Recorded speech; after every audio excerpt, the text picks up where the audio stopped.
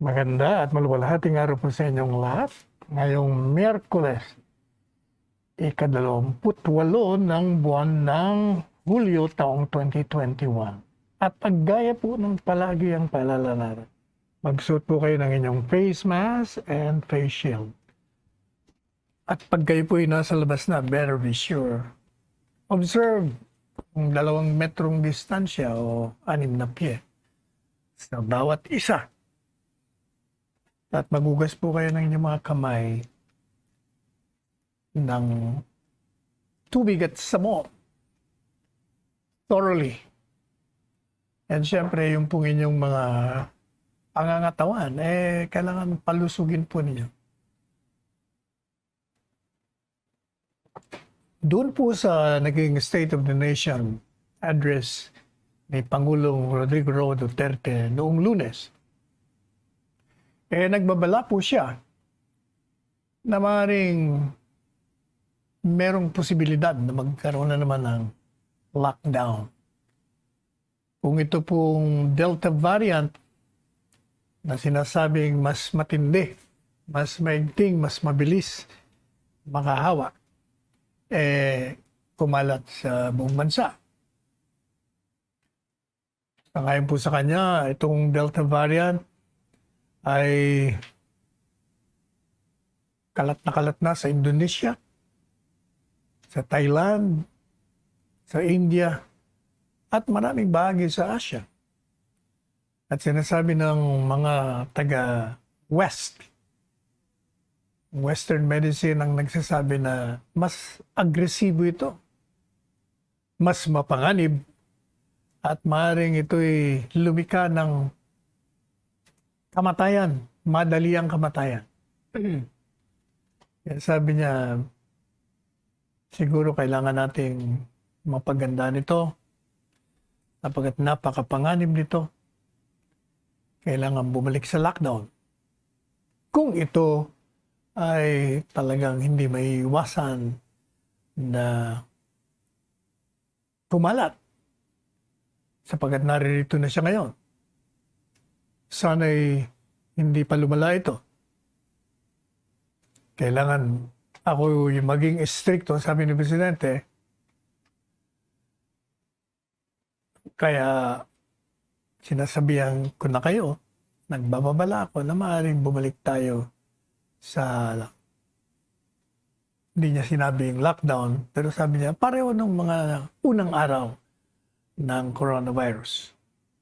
Pero kahit po ganun pa man ang sinasabi ni Presidente, meron din naman siyang pasubali na talagang yung lockdown ay makakasira din sa atin sapagkat masyado na tayong maraming ginugol upang palakasin natin ang ating mga kakayahan na talunin natin itong pandemya at hindi po pwedeng magka-lockdown na naman tayo. Kung hindi, masisira na naman ang ating ekonomiya, madudugo na naman to hanggang hindi na tayo makabalik. Kaya, habang sinasabi niyang posible, sinasabi niya rin na ayaw niya. Alam niyo naman si Presidente, sumusunod lang sa mga eksperto sa medisina. Ang gawin po natin, tayo ay maging maingat, ipatupad po natin ang health protocols strictly. Kailangan maging stricto tayo sa ating mga sarili. At ito po ang magandang pakinggan nyo. Ito ang sinasabi ng mga eksperto kung bakit tayo dapat magpabakuna na. Paulit-ulit na rin natin sinasabi sa ating programa. Pero pakinggan natin. Ito yung expert. Yung panel po ng VEP. Ano bang ibig sabihin ng VEP? Vaccine Expert Panel.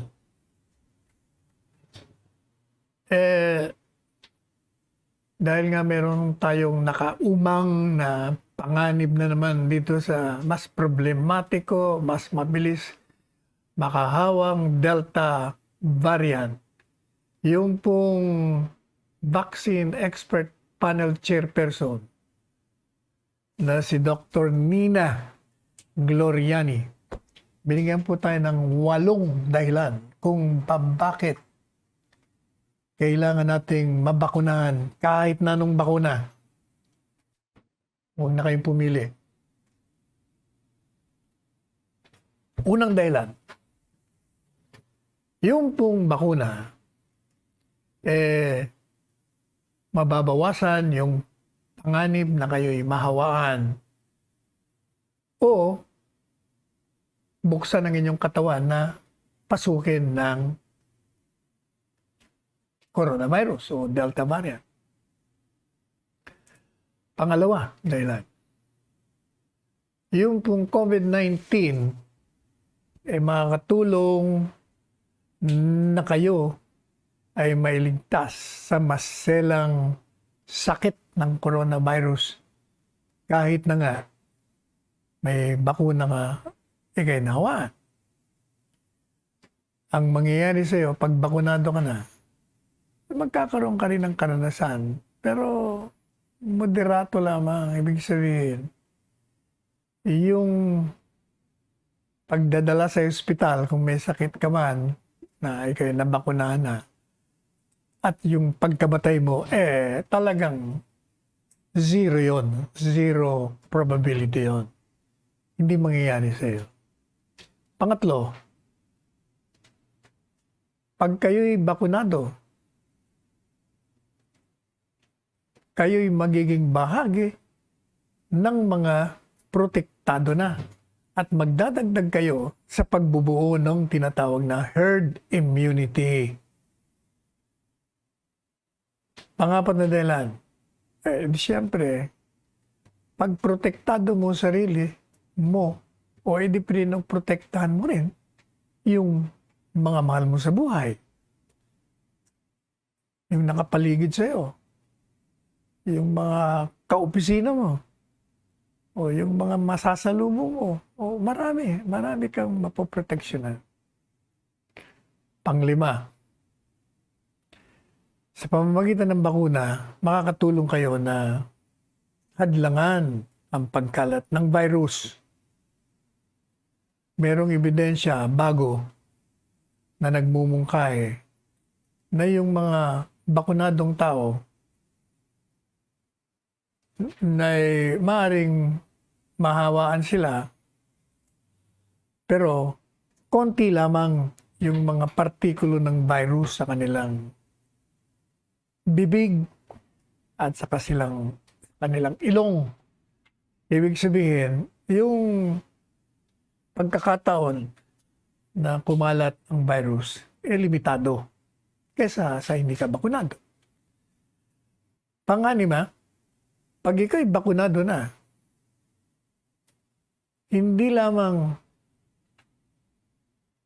nasaraduan mo yung katawan mo sa virus. At the same time,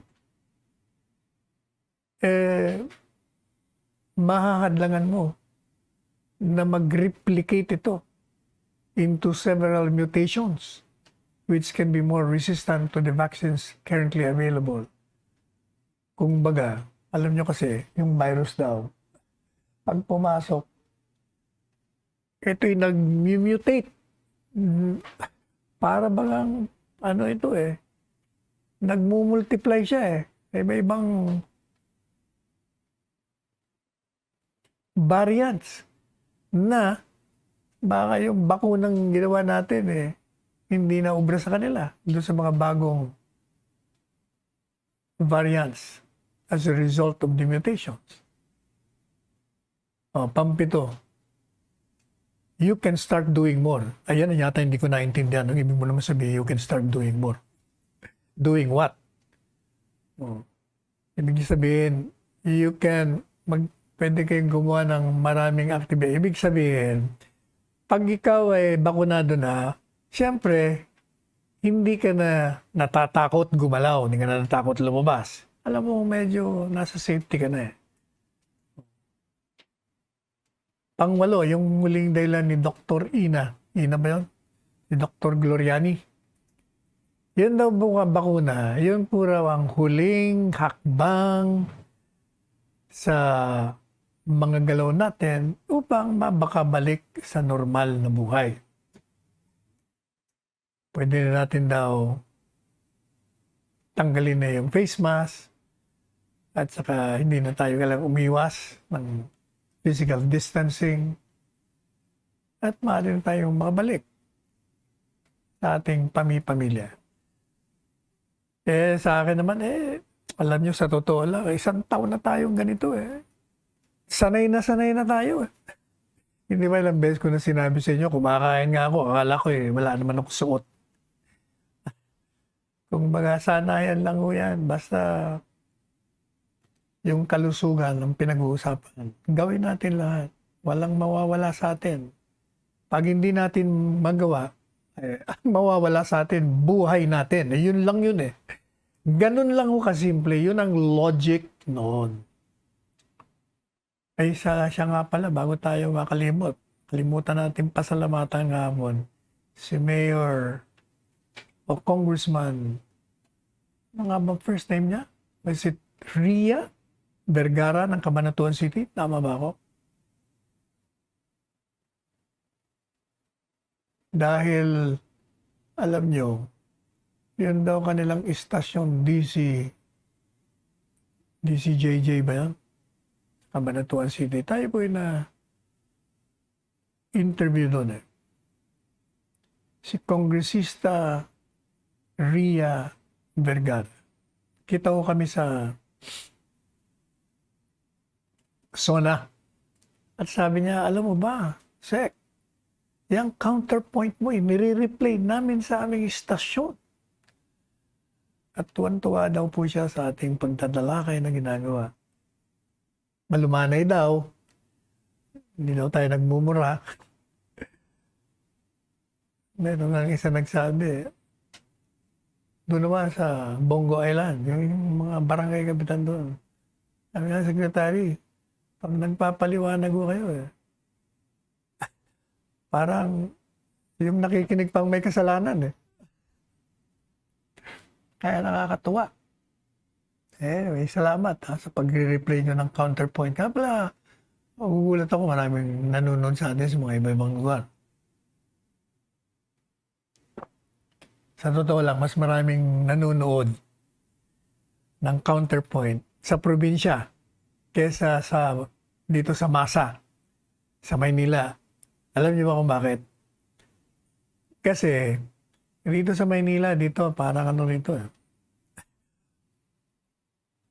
matira matibay dito Ang problema dito palagi yung mga masa natin, mararalita natin.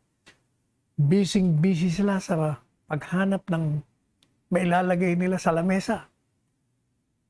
At yung pinakahabi nila, makinig na lang ng drama o manood sa TV ng mga kung ano-anong pampasaya. Wala silang oras manood, makinig sa mga ganitong pagsusuri ng mga issue ng bayan. O yan ang natuklasan natin sa paglilibot natin sa mga mararalitang lugar dito sa Metro Manila. Pero sa probinsya, nagugulat ako, pati tricycle driver doon nanonood daw sila. In other words, they have more time. Alam niyo kasi sa probinsya, hindi masyadong mahirap ang buhay doon. Kasi doon, hindi ka magugutom doon. Magtanim nga lang May makakain ka. Punta ka lang sa dagat o sa ilog. May mahuhuli kang makakain. Pwede kang magpalaki ng mga manok. Mga ducks. Marami. Marami kang makakain na prutas doon. O kaya, hindi ka taka-taka na mas maraming nanonood sa atin sa probinsya kaysa dito sa NCR. Pero yung middle class, wala tayong problema. Wala maraming nanonood sa atin. Yan naman daw mga trolls, tawag nila doon trolls. Yung mga sumisingit, hindi ko naman nababasa. Pinapadala lang sa akin. minsan. Para bang, kasi dati-dati isa dalawang komentaryong negative. Lately, dumadami. But ang napansin ko na pinapadala sa akin, para-pareho lang naman no ang komentaryo. Iisa ang lengguwahe. Iisa ang mga katagang ginagamit. Ibig sabihin, iisang tao lang yon. Ginagamit lang kung ano ng mga pangalan. Yan ang ginagawa nila. Anyway, ganun pa man. Salamat Mayor Vergara at ang kanyang kabiyak na si Congressman Ria Vergara. Balikan po natin yung SONA ni Presidente. Ito, dagdag ito. In addition to what we have already discussed yesterday, Tuesday. Sabi po ni Presidente Duterte, kailangan yung mga LGUs po natin, lumikha kayo ng isang sistema ng pagbabakuna na kailangan yung mga sinasakupan nyo, hindi nyo pinapapila sa ulan at hindi siya papayag na nakapila ito hindi lamang sa ulan, kahit sa init, pati sa mga baha. Kasi may nakita si Presidente, na-plus daw sa TV. At the same time, kahit yung pinakita ni Secretary Charlie, rain or shine, vaccination rollout, okay. Pero let me catch you there. Asar si Presidente dun sa picture na yun. Naalala niya yung napanood niya, sabi niya, it's BS. Hindi po pwede yan. Tama nga naman. Kung baga, simpleng-simple lang naman sabi ni Presidente. Bakit ba i-announce nyo? Magpabakunahan. Today is bakunahan. Siyempre, dagsa ka yan. Marami. Meron naman kayong listahan ng mga magpapabakuna. Dapat, ini-estimate nyo na yung time. Kung anong i-google nyo rito sa bilang. O ngayon, yung hindi, kung halimbawa, dumating sila, bigyan mo na lang bumalik ka sa ganito. Bakit hindi ka aabutin? Dapat ganun. Ayun ang tinatawag na sentido común. Yun ang kailangan. Palagay ko naman, mangilan-ngilan lang yun. Mas marami yung organized. Pareho na San Juan. Alam nyo San Juan, napapurihan si Mayor Francis Zamora sa SONA. Dahil meron yung naka 70% na sila. Kaya nang kinongratulate natin, nagkita-kita kami doon kasi si Presidente nagutom after the SONA. Kumain ho dyan sa isang paborito niyang kainan niya sa may Green Hills. Nung malaman ni Mayor Francis na doon, nagpunta naman doon sa si Vice Mayor Warren. Nagpasalamat, nagpipicture. Sabi naman ni Presidente, talagang totoo naman yung magaling yung ginawa. 70% bakuna. Ibig sabihin, organized. Ayan din si Mayor Soto, mga organized din. Pareho din ni Mayor Joy. Marami naman silang magagaling na alkalde. Si Mayor Rex. Usay din yan. Magagaling yung kanilang mga sistema. Kailangan lang talaga sistema. Para yung mga oposisyon, mga oposisyon sabihin na naman, yan! Kita nyo na, alam nyo naman yung mga oposisyon napakagaling kumuha ng paksahin para paliparin, para masiraan na naman ang pamahalaan. Sabi ni Presidente, mahirap yung ganyang pila dyan. Dumarating pa dyan sa inyo, 4:00 ng madaling araw. Kaya sabi niya, it's BS. Umagang-umaga na ako Diyos ko po. Sabi niya, bakit naman ganon? Kaya dapat, meron talaga kayong lugar na hindi nababasa ang mga tao, hindi nababaha. Dapat may mga barangay hall. Marami naman ako nakita ng barangay hall. Yung sa Bagong Silangan, pinuntahan na naman namin kahapon dahil ang dami yung nabaha doon. Diyos kong mga kaaway naman, flood victims na naman. Kaya si Barangay Wali, tuwan-tuwa, at pinunta namin Doktora Panelo. Dala na naman tayo ng mga bigay ng mga kaibigan natin doon. Si Senador Bong Revilla, humihingi rin ng ayuda. Kaya tinawagan natin si Mayor Cesar Kiambao. Kailangan daw ng bigas. Oh, sabi niya, kami naman ni Mayor Kiambao, padadala ko dyan, Sek. Kaya mag-schedule naman tayo dyan kay Senador Bong Revilla sa Bacor ng relief distribution. Maliban pa dyan, yung isa sa General Trias naman, ako nag-text sa atin. Kung maaari na, magdala tayo ng ayuda nun sa 300 pamilya. O isa, di sabi ko, schedule na naman natin yan. Dahil mga flood victims na nga, may hirap na nga, pagkatapos, they will be swept away with floods. So, grabe yung tama, di ba? Kaya sabi ni Presidente, huwag mong gagawin yan. Kasi yan pag sinipon yan at nagkaroon niya ng sakit, problema na naman yung mga baga niya. At nasakyan pa yan ng COVID, patay na, sabi ni Presidente. O sana po maging aral. Tingnan mo. Sabi ko na sa inyo, meron sasakyan agad.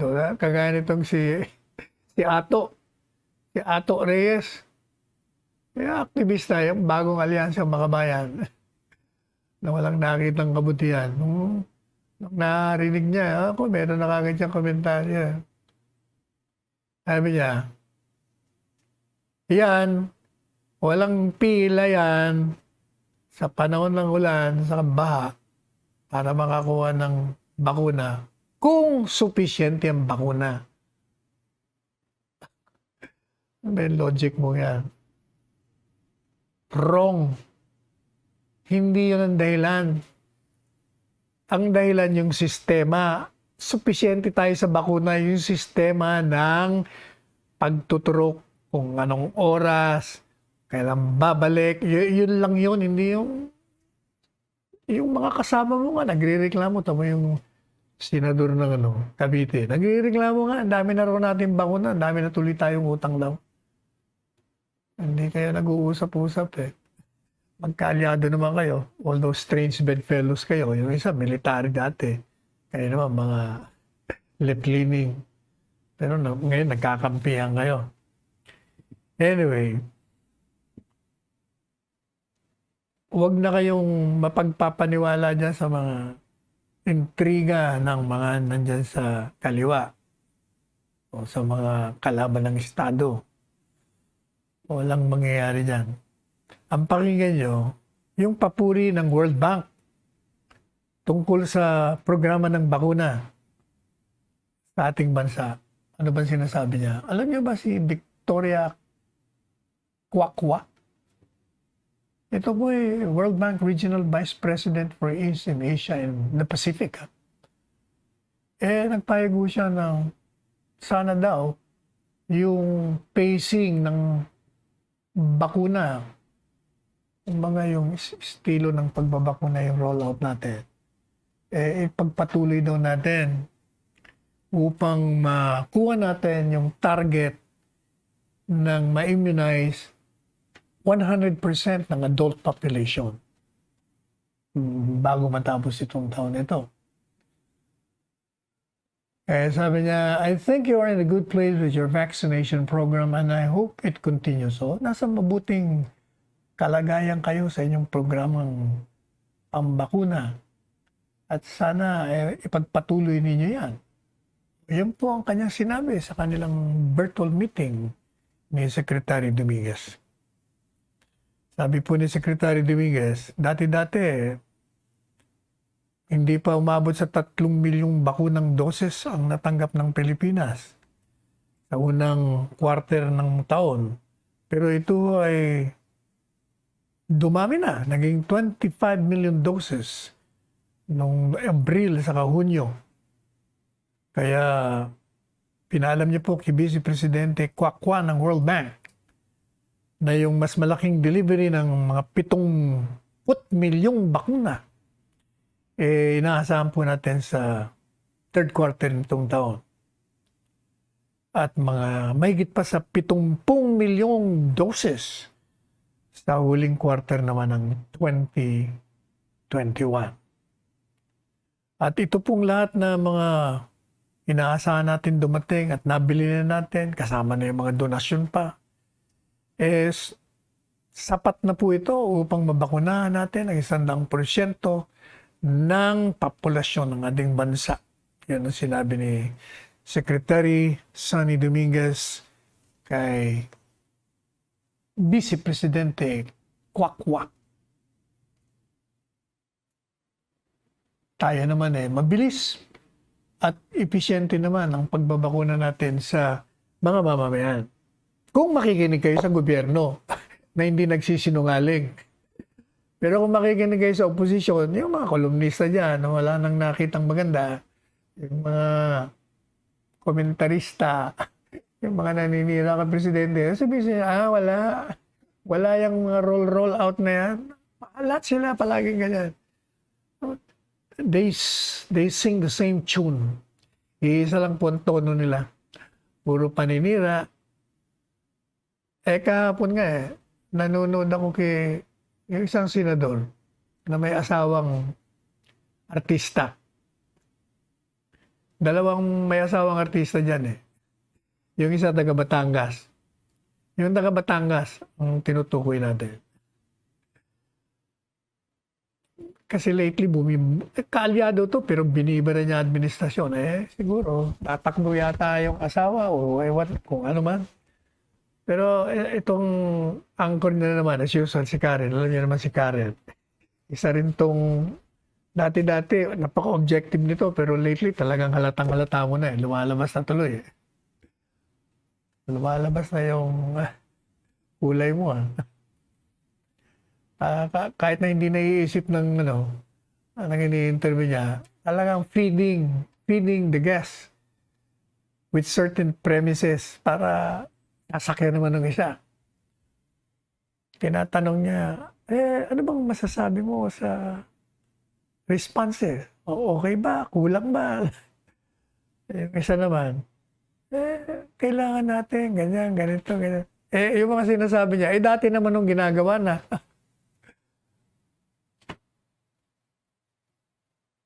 Para ko na sabihin, hindi ka nakikinig kasi. Hindi ka ba nagbabasa ng dyaryo? O nakikinig sa mga balita? Kung ano na ang ginagawa, yung mga responses? Hindi ka ba nagbabasa dyan? Yung mga sinasabi ni World Bank. Ang daming pumupuri. Talagang, ewan ko ba itong mga taong Ay, nako. Puntahan po natin yung Teka muna, parang hindi pa tayo nagpapahinga.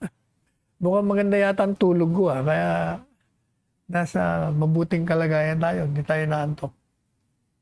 Balikan po natin ngayon.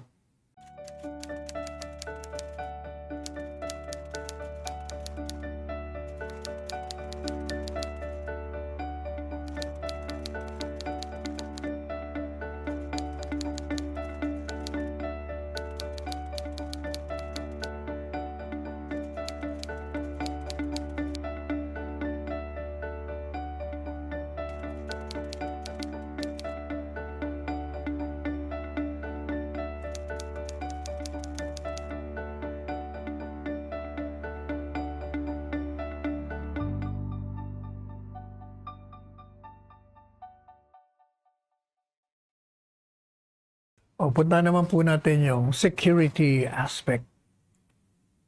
Sabi po ni Secretary Delphine Lorenzana ng Defense Department, si Presidente Rodrigo Roa Duterte ay marami ang na-accomplish, maraming nagawa. Yung mga pinaplano niya para sa seguridad natin, pagtatanggol ng ating bansa, laban sa internal at external na mga kaaway. Nagawa niya lahat yun. Sabi niya, alam niyo, 5 taon na ang nakakaraan. Mula nang ako'y kinuwang sekretaryo, tayo nasa Amerika, sabi niya. Ganda ng buhay niya sa Amerika. Pinauwi siya ni Presidente. Sabi niya, marami talagang nagawa. Yung tanggulang pambansa nga natin, mas malakas na ngayon kaysa nung mga panahon. Sabagat si Presidente, talagang sinuportahan ang sandatang lakas. Lalong-lalo na sa pagpuprotekta sa ating kasarinlan at sa ating territorial integrity.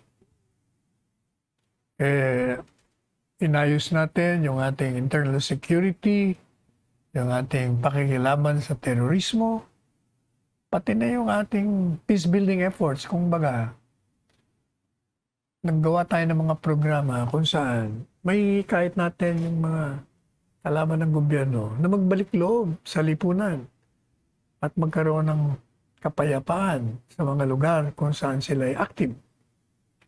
Meron tayong mga ginawang humanitarian assistance disaster relief.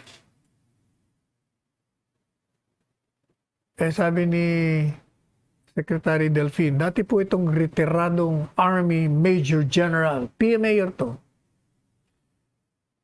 Sa umpisa daw, parang ayaw niyang tanggapin yung alok sa kanya maging DND chief. Pero naisip-isip niya raw yung 31 karanasan niya sa Army. Pati yung 14 na taong pagtatrabaho niya sa Diplomatic Corps, mukhang naprepara siya. Kaya tinanggap niya at naging matagumpay naman. Sabi po ni Secretary Delfin Lorenzana, yung pag-ibig ni Presidente Duterte sa mga Pilipino, ipinakita niya sa pagbibigay ng isang komprehensibong programa na nagbibigay pagkakataon sa mga rebelde na magbagong buhay. Kaya nakita niya naman po, maraming sumuko, maraming bumalik sa lipunan sa ilalim ng batas. At sa ilalim ng liderato ni Presidente Rodrigo Roa Duterte bilang Commander-in-Chief, malayo ang narating ng AFP Modernization Program sa pamamagitan ng, di ba, na lagi natin ay bibida sa inyo, maraming nabiling capital assets, aeroplano, jets, chopper, armas, barko. Kaya ang AFP po natin, na-upgrade na yung sistema niya, pati mga doktrina niya, at kung ano pang mga gamit na modern technology. Habang totoo na matagal pa tayo bago maging talagang okay na okay tayo, ganun pa man, sabi niya, marami na rin tayong nagawa. At sabi ni Secretary Lorenzana, pagsisilbihan natin ang sambayan ng Pilipino sa abot ng ating makakaya at sa galing na pwede nating ipadama sa kanila sa ilalim ng liderato ni Presidente Rodrigo Roa Duterte at sa kanyang programang Tapang at Malasakit. Yan.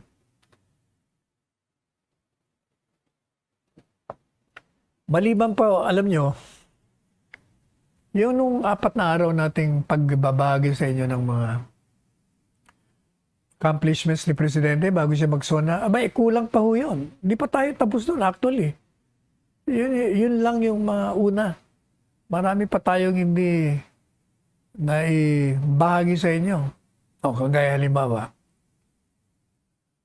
alam nyo ba na itong administrasyon ni Presidente Rodrigo Roa Duterte, ito maaalala ito sa kasaysayan kung paano nito binuksan ang pinto para sa mga kabataang Pilipino upang makahanap ng mga bagong oportunidad na magpapalakas, magpapatagumpay, at makakamtam nila ang kanilang mga pangarap. Sa pamamagitan ng Department of Education, yung pong mga estudyante, lalong-lalo na yung mahihirap, nakatanggap ng mga kalidad na edukasyon at equitable allocation of crucial resources. At as of May 2021, yung pong Department of Public Works and Highways, nag-report that it has constructed various basic education facilities including 150,149 classrooms and 2,000 school workshops buildings nationwide. Biro niyo yun? Mantakin niyo yun. Yung classroom, 150,000 mahigit. 170,000 at 104 na putsyam. Yun naman mga school workshop building. Marami rin ito. 2,064.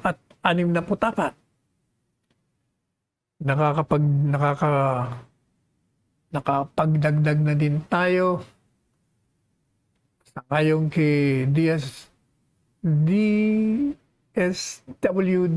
Secretary Rolly Bautista ng 206,000 na guro na madaragdagan pa ng humigit kumulang na 10,000 sa darating na Agosto. O, biro niya yan. We have presently 206,000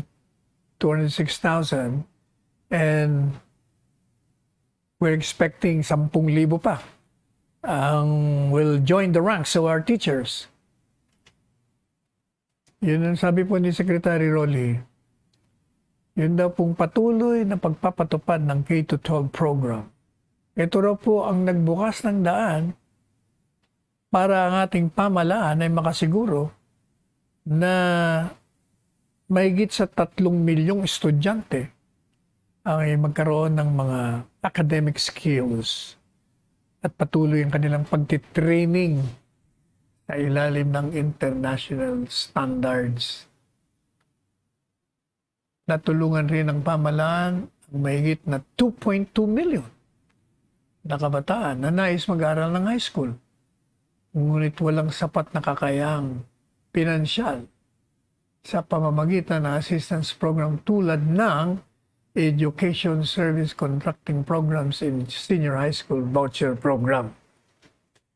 At ang Administrasyong Duterte pinalakas din po Republic Act 11510 or the Alternative Learning System para magbigay naman ng adequate, tama, timely, nasa panahon na suporta sa mga basic learning needs. So yung mga pangangailangan ng mga out-of-school youth natin at mga indigenous peoples. At so far, yung pong alternative learning system natin, meron ng 3,600,000 na nakikinabang dito sa buong kapuluan. At upang ito pong ganitong programa ay may pagpatuloy at lahat ng mga estudyanteng Pilipino ay makatanggap ng kalidad na edukasyon kahit na nasa gitna ng pandemya, ang DepEd pinalakas po, sinaayos yung programang modular distance learning sa pamamagitan ng pagbabahagi ng mahigit sa 1,000,000 computers, laptops, tablets sa halos 93% ng eskwelahan dito sa ating bansa. O yan, kita nyo naman. O kayong mga oposisyon, mga kritiko, alam niyo ba yun? Hindi. O kahit na alam, hindi nila kikilalanin nyo. Salamat din tayo kay Jose David Lapus. Kasabay natin sa SONA. Sabi niya, Sek, nanonood ako sa iyo araw-araw. Ganun na magsalita yun. May pagka-British accent yun ng mga panahon. Like, basta, kalmado ka at analytical ka. Salamat. Jose David Lapus.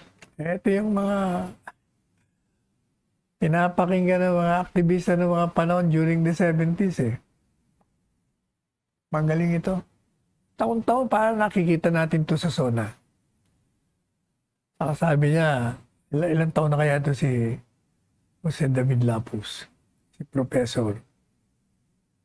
Parang megit nitong 80, pero sabi niya, ako, kahit na anong test nila, palagi akong negative. Antigen, swab, lahat. Gulat nga ako eh. Anyway, salamat sa pakikinig niyo, Professor Jose David Lapus. Anyway, samantala, ito naman daw ating bansa. Improve na raw yung Wi-Fi networks. Totoo ba yan? Alam niyo ba kung ilang island tayo meron? 7,107. 7,107. Yung isang island, pinunta namin ng isang linggo, yung Bongo Island. Kapangalan pa ni Bongo eh. Yun yung 7,107 islands. Baka ito, high tide ito. Ano kaya? High tide ba ito o low tide? Kasi pag low tide, di ba ang ibang bilang eh. Pag high tide, di ba rin eh. Kasi nawawala yung mga island pag high tide. Lumalabas pag low tide. Anyway, tayo daw ngayon, medyo maganda na mga koneksyon. Meron na tayong mabilis na internet speeds. Okay na raw yung ating mobile and broadband coverage at yung libreng Wi-Fi networks na mga ilang pook dito sa ating bansa. Yung mga ilang na pook, meron na rin mga Wi-Fi. Ewan natin ha. Ako wala pa akong karanasan. Ang alam ko, ang karanasan ko doon sa amin dyan sa Quezon City. Wala kaming Wi-Fi sa second floor. Meron kami sa baba. Klase, hindi ko maintindihan bakit kaya. Ano ba diferensya ng ground floor and second floor? Bakit sa ground floor may Wi-Fi, second floor di na umaabot? Anyway, sana mag-improve pa. Sa ngayon dito sa wireless telecommunications firm ng Smart, ang average mobile download speed niya halos nag-triple. Ewan ko. Hanggat marami pa tayo naririnig na reklamo, sana nga yung DICT magsagawa na ng mga dapat nilang gawin. 5 taon na eh. Anyway, punta natin yung DSWD. Kasi ito, mas malapit ito sa tao eh. Kasi sikmura ito eh. Yung pong graduation this year nung Lea Rebota from Caraga Region at yung pong 29,590 na mga nakinabang dito sa programa. Matapos na makakuha sila ng self-sufficient status, nagpapakita raw na itong Department of Social Welfare and Development Program bilang pangunahing ahensya sa pagbibigay ng proteksyon sa ating lipunan, sa ating mga kababayan, lalong-lalo na siyempre mga baral, nasa tamang daan sa pagbibigay tugon sa mga pangangailangan ng mga mararalita nating kababayan. At naniniwala po at tumaasa ang DSWD na mas marami pang mga makikinabang dito sa self-sufficiency status dahil ito pong 4Ps. Ito yung naging batas na sa ilalim ng Republic Act number 113 or 10 o 11310 o yung 4-Piece Act na ipasa po ito sa panahon ni Presidente Rodrigo Roa Duterte.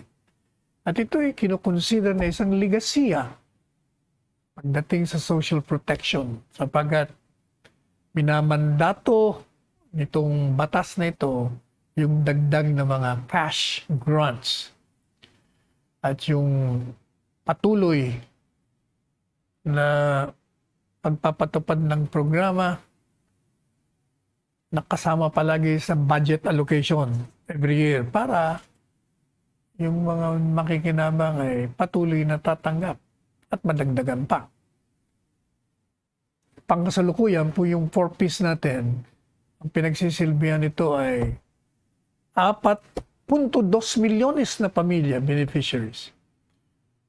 Tumatanggap po ito ng mga cash grants upang ma-improve yung kanilang kabuhayan at kalusugan, pati na yung edukasyon ng kanilang mga anak. Ang meron din naman itong isang ahensya ng gobyerno, ito pong DHSUD, yan po yung Department of Human Settlements and Urban Development.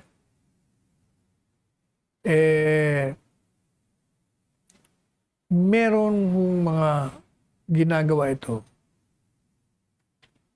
na talagang pagdating sa social services, nangunguna rin sapagkat nagdi-deliver sila ng quality service na magbahagi ng mga murang housing projects sa lahat ng Pilipino. Sapagkat sabi niya si Presidente, isa ito sa kanyang mga programa at sinusuportahan niya na ang bawat Pilipino na magkaroon ng disente, ligtas, at kayang bayaran yung mga housing units. Hindi ba palagi yung naririnig si Presidente na ang ambisyon niya talaga sa kanyang presidency is to give every Filipino a comfortable life. Yung komportable. Hindi kailangan na yumaman ka ng gusto. Basta komportable lang. Hindi ka mahirapan. Yan ang ambisyon niya. At noong 2020, yung pong National Housing Authority ay nakapagbigay ng 115,132 units. At ito ay nakafocus doon po sa mga pangangailangan ng mga low-income bracket and underprivileged households in urban areas. Yung mga kulang sa sahod, maliit ang sahod, walang trabaho, umaasa lang sa kamag-anak na mayroong trabaho o may negosyo. Yan pong Pag-ibig Fund,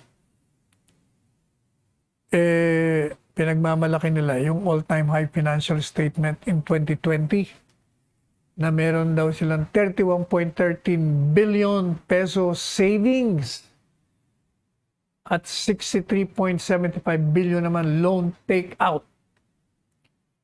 Kaya meron daw silang 93.68% basis of dividends for its members. So magkakaroon ng pagbabahagi ng mga dividends.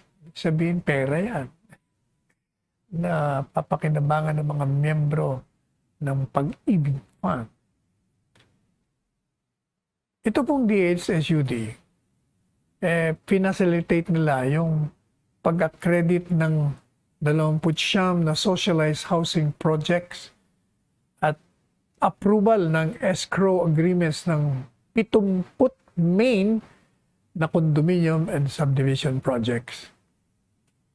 At meron pong policy itong DHSUD na loan moratoriums in housing. Ibig sabihin, hindi ka muna kailangan magbayad. Tama rin naman yan. Wala nga ibabayad eh. Paano? Kaya nakinabang dito mga 5.5 milyong mga miyembro.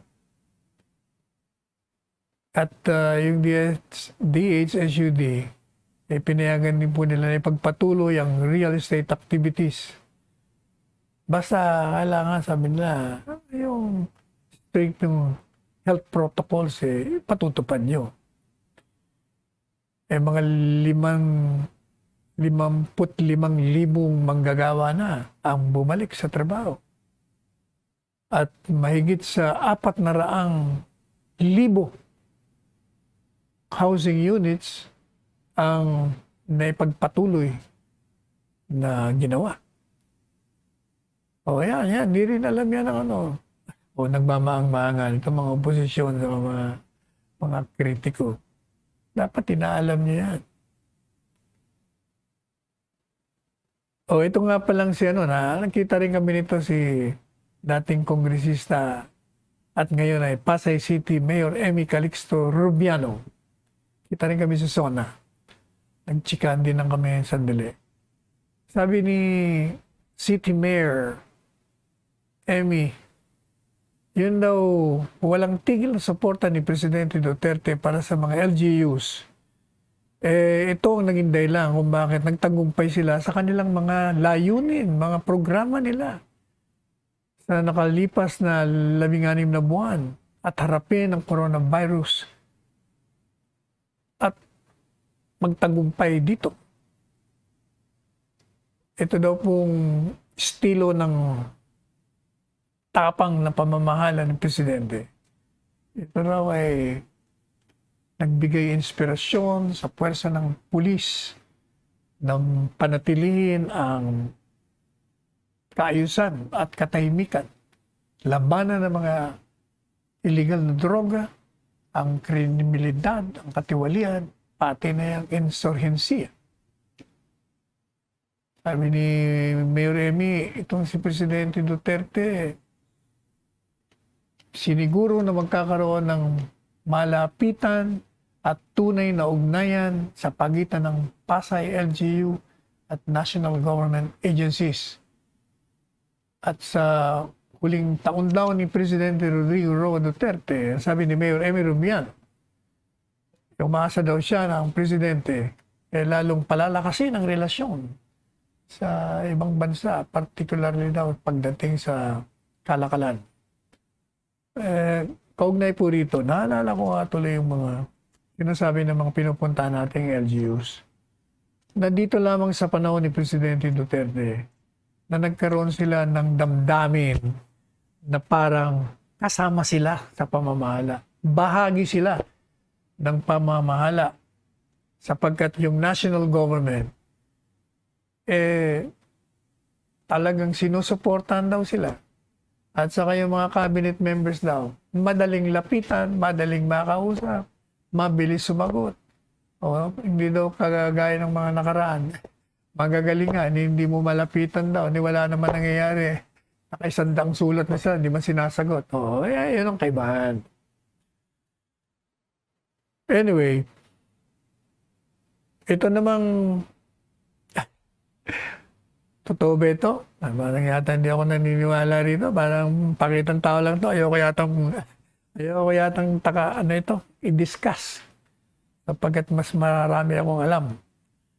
Huwag na lang ho. Saka ako nagkikwento sa inyo. Kasi buladas ito bobola ito. Sisip-sip lang ito. Pag nakatalikod, binabanata naman yung kanyang pinupuri niya. Ayoko dito, ayoko sa mga ganyan. Sa iba na lang. Naku, lalo naman to. Itong rebuilding ito. Si Trililing, mas masahol pa to. Sabi ba naman Trililing ito raw si Robredo, pag tumakbong vice presidente, okay lang daw na maging busy niya yung si Isko at saka sino pa yung isa? Sino pa ba yung isa? Manny Pacquiao. Naku, alam mo, Trililing, malayo ka sa balita ako, sasabihin ko na yung si Isko, tatakbong presidente yan. Kahit anong tanggi niya. Kahit ako, tinatanggihan niya na tatakbo siya noon pa. Pero, abangan nyo, pagpasok ng buwan ng Agosto, full blast na yan. Lahat ng ads yan lalabas. Sino pa? Eh, si Manny Pacquiao, lumabas na lang ng mga ads niya eh. Ito namang, sino naman po nagsasabi na, ano, wala rin tong binatbat itong mga tagapagsalita ng Pipi Lenny. Sabi ko sa iyo eh, huwag ka na makipa. Dahil mo pa kasing palitan eh. Ano ba yung mga pinagsasabi niya? Ikaw na lang kaya magsalita. Anyway, nakinabot na naman tayo ng oras. So, pansamantala po, magpapaalam ang inyong lingkod Salvador Panelo at nagsasabi sa inyo na magsuot kayo ng face mask, face shield. At saka kayo po ay pag nasa labas na, observe the 2 meter or 6 feet distance from each other and wash your hands. Gasan yung mga kamay nyo ng soap and water. Huwag nyo rin kalimutan magpalusog ng inyong mga katawan. At pag sa umaga po, nagising na kayo, huwag kayo magulat na buhay pa kayo. Magpasalamat na lang kayo. Dahil dyan sa binigay sa inyong buhay at sa idinudugtong na buhay sa ating lahat ng dakilang lumigat. Pasalamat din po tayo sa pag-akay sa atin sa tamang landas. Tayo po'y manalangin na pagpatuloy ang pagiging malusog ng ating Pangulo, 10 ng kanyang pamilya. At humingi pa tayo ng dagdag na talino at malikhaing isip upang makabaka natin ng lahat ng mga krisis na dumadapo sa ating bansa at sa buong mundo. Manalangin na rin po tayo para sa ating mga sarili. Ako po si Salvador Panelo, pansamantalang nagsasabi sa inyo hanggang bukas na muli. Alas 2 hanggang alas 3 ng hapon. At nagsasabing, let us tread the path of roses. Let us go beyond the path of thorns. Magmahalan tayo. And I love you all. Attorney Panelo, Senator Panelo, o Attorney, Secretary Panelo pala, my favorite candidate for Senator. Tatakbo ka ba? Sabihin mo na at para malaman ng mga tao. Mukha at tatakbo ka. Ginong Pangulo, siguro lalakad na lang tayo papunta sa Senado para hindi tayo madapa. Lakad na lang, huwag takbo. Alam mo, Sal, maraming tao na hindi nakakaintindi sa iyo. Pero pag nalaman nila gaano ka stricto, very strict sa disiplinado ka sa trabaho mo. At kung alam lang nila ang paano umaandar yung utak mo, bibilib ang Pilipino. Ako, bilib ako sa iyo. Bilib ako sa utak mo at I said I appreciate your itong ano mo, pagka-stricto mo sa trabaho. Everybody is almost on a tiptoe pag yung binabasa na namin yung mga recommendations mo. You are the presidential advisor, legal advisor of the president. At marami kang naibigay na mga opinion na nagamit ko. At sa awa ng Diyos, puro totoo. Sabi ko nga, hindi naman iniinumasan natin dito na magmukha tayong, or at least there is no, hindi magsuspetsa ang Pilipino na kasabwat tayo sa lilangan ng mga taong Pilipino. It's your turn to talk. Mabuti siguro magtagalog ka na lang. Mahusay ka, Bicolano ka. At saka Ilocano po ako, Presidente. Bicolano Ang ka. tatay ko ay La Union, ang nanay ko ay Bicolano. It's ever... Maraming salamat. Marami pong salamat for the kind words, Mr. President, and for your endorsement.